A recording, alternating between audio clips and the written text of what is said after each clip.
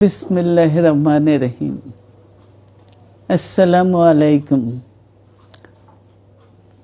দীর্ঘদিন অসুস্থ থাকার পর আপনাদের সামনে কথা বলতে পারার জন্য আল্লাহর কাছে শুকরিয়া আদায় করছি। আমার কারাবন্দী অবস্থায় আপনারা আমার কারামুক্তি ও রোগ মুক্তির জন্য সংগ্রাম করেছেন, দোয়া করেছেন। সেজন্য আমি আপনাদের সকলকে ধন্যবাদ জানাচ্ছি। দীর্ঘ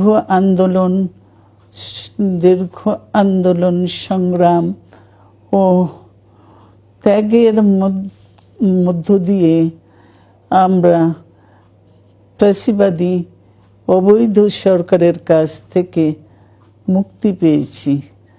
আমি আন্তরিক ধন্যবাদ জানাতে চাই আমাদের বীর সন্তানদের, যারা মরণপণ সংগ্রাম করে এই অসম্ভবকে সম্ভব করেছে। শত শত শহীদদের জানাই শ্রদ্ধা। এ বিজয় আমাদের নতুন সম্ভাবনা নিয়ে এসেছে।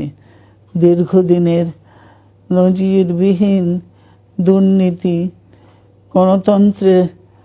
গণতন্ত্রের ধ্বংসের স্তূপের মধ্য থেকে আমাদের নির্মাণ করতে হবে এক সমৃদ্ধ বাংলাদেশ।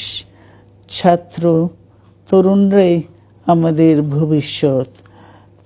তরুণরা এই যে স্বপ্ন নিয়ে বুকের রক্ত ঢেলে দিয়েছে, সেই স্বপ্ন বাস্তবায়নে করতে মেধা, যোগ্যতা, জ্ঞান ভিত্তিক গণতান্ত্রিক বাংলাদেশ গড়ে তুলতে হবে।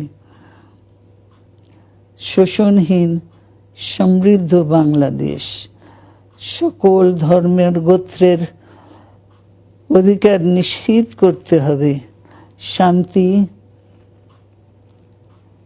প্রগতি আর সাম্যের ভিত্তিতে আধুনিক বাংলাদেশ নির্মাণে আসুন আমরা তরুণদের হাত শক্তিশালী করি।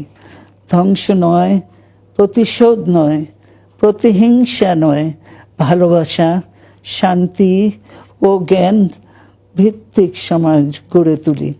আল্লাহ হাফেজ। বাংলাদেশ জিন্দাবাদ।